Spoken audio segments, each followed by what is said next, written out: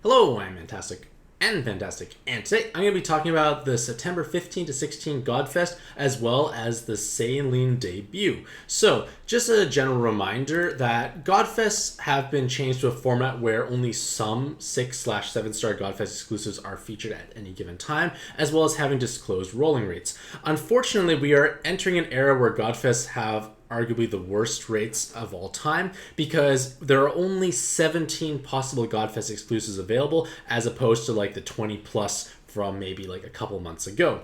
With that being said, I clearly need to refresh my page, but the point of the matter is like regular Godfests are now quite lackluster. Like they're not necessarily the best things at this point in time because we will have super Godfest in the future. There's also special collabs and or seasonal events that tend to have cards that have stronger value and or higher rolling rates. But regardless of all that, this article / video will be reviewing the current roster lineup as well as the brand new 7-star Godfest exclusive Saline.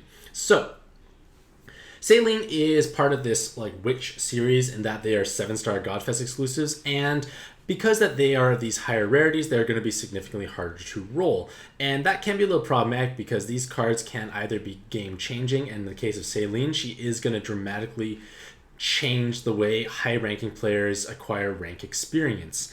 Now, again, for the average player, rolling in this Godfest is probably not such a great idea just because there's such a small pool available. But if you're really gung-ho about rank farming, Saline is featured at 0.5% chance, which is higher than the 0.3 of normal 7-star Godfest exclusives. But then again, you just have to remember that this is still a low chance overall.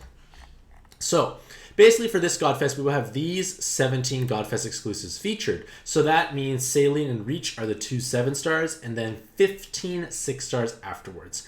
Any Godfest exclusive icon that you see in this part here cannot be rolled during this period of time. So, it sounds a little silly, but like if you are newer to the game, in an ideal world, you want to at least try to line up Godfest for targets you want to actually acquire, but in all honesty, Super Godfests have much higher rolling rate chances, so it's usually better to save unless you actually have nothing in your monster box at this point in time.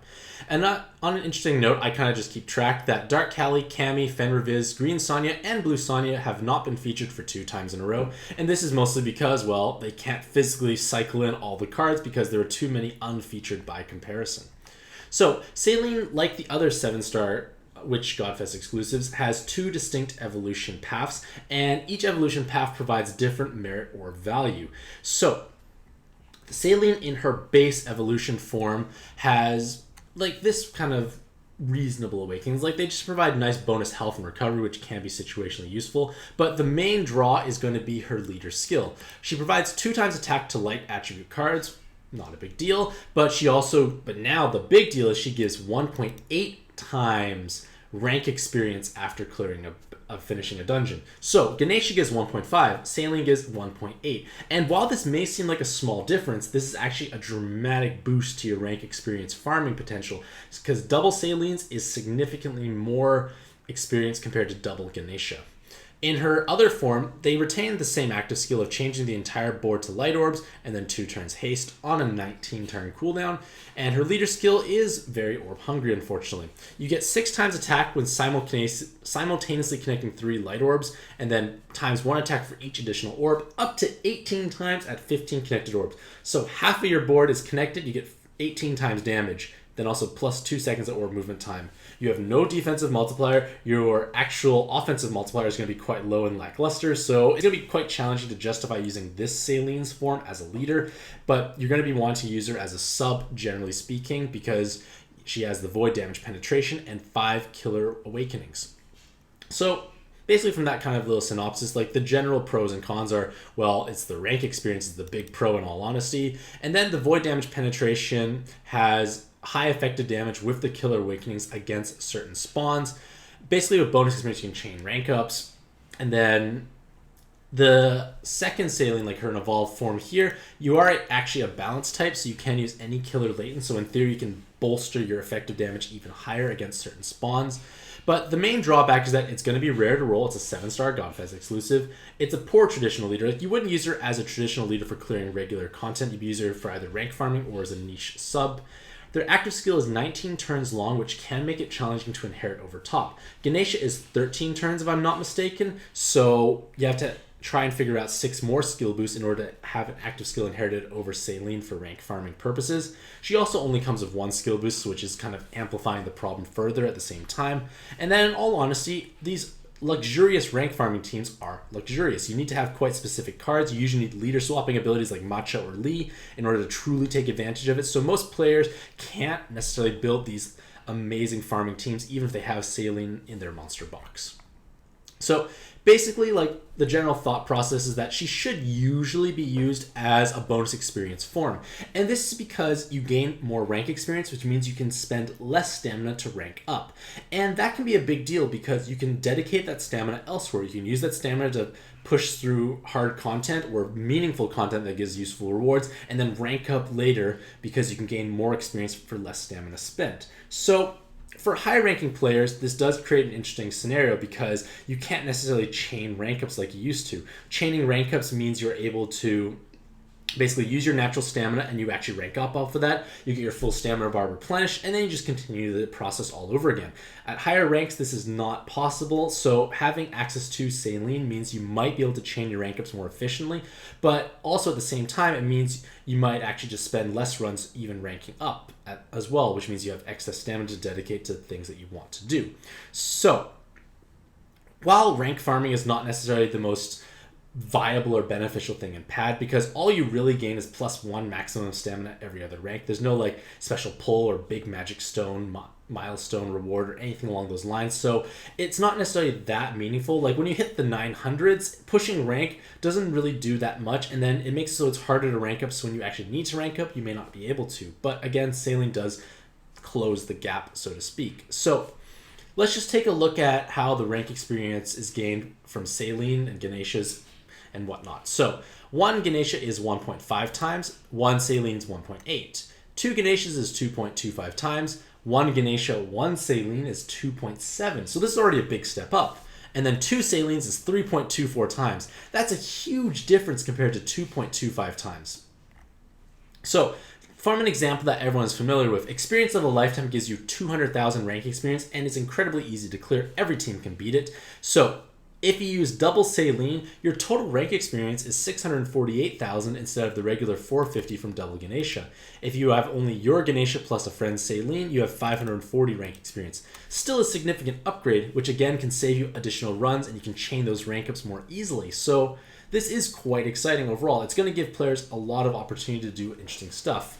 But while it may be very tempting to try and rank up all the time, I caution against just blindly ranking up at a low rank. And that is because at lower ranks, you can chain your rank up naturally anyways. So you should be using that stamina as much as possible because stamina is quote unquote a valuable resource. So you shouldn't be just blindly ranking up and wasting like 100, 200 stamina, whatever it may be all the time. Like that's not beneficial. You want to try and maximize your stamina usage. So blindly ranking up when you're lower rank is a bad idea generally speaking. But other than that, Saline is incredible, but again, it's going to require luxurious things like Matcha or Lead and Leader Swap to really take advantage of things like, say, Machine Hera farming on 4 times.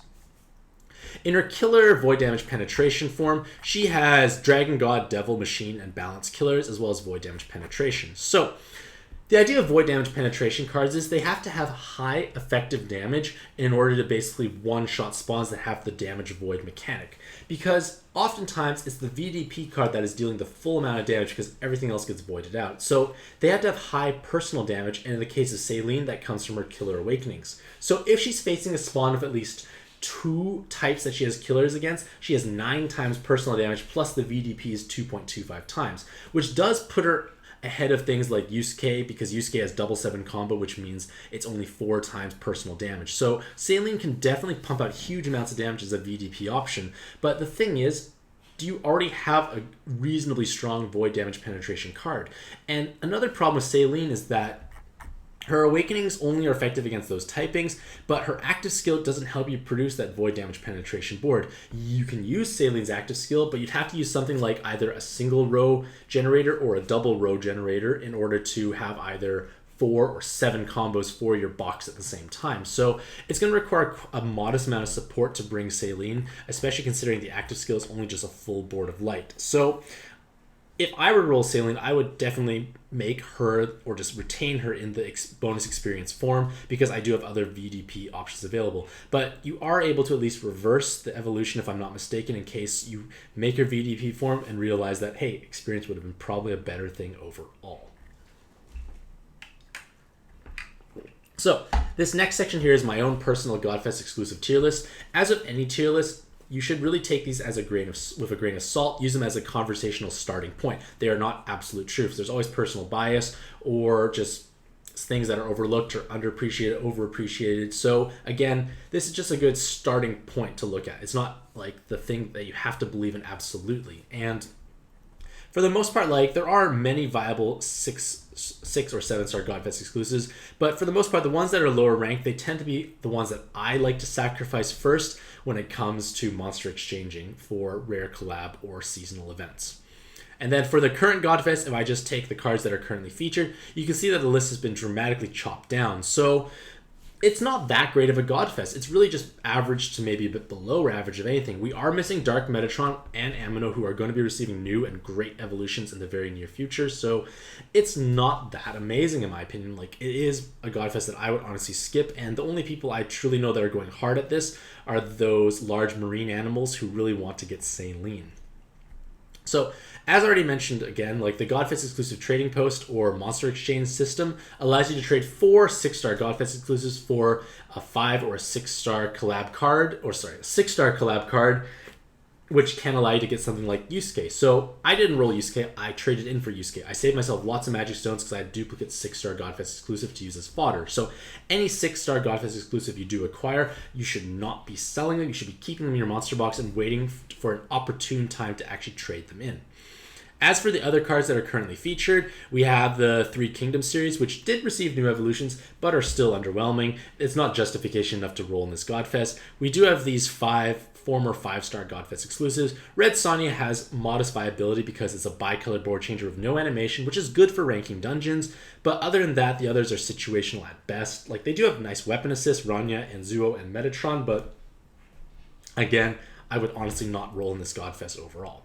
So, collabs versus Godfest. So if you are a player with a more deep monster box, collabs may be a better choice for you to spend because you probably have a much better solid foundation of cards to use, and collabs kind of fill in the blanks or add new niche scenarios. But if you're a newer player, Godfest tend to be a bit better because they offer you cards that have kind of the baseline active skills that you want to have in a dungeon. So again, it's all up to personal preference as to what is more valuable for yourself, a collab or a Godfest. Just check the rolling rates, check what is featured, and just make a decision based on your own monster box.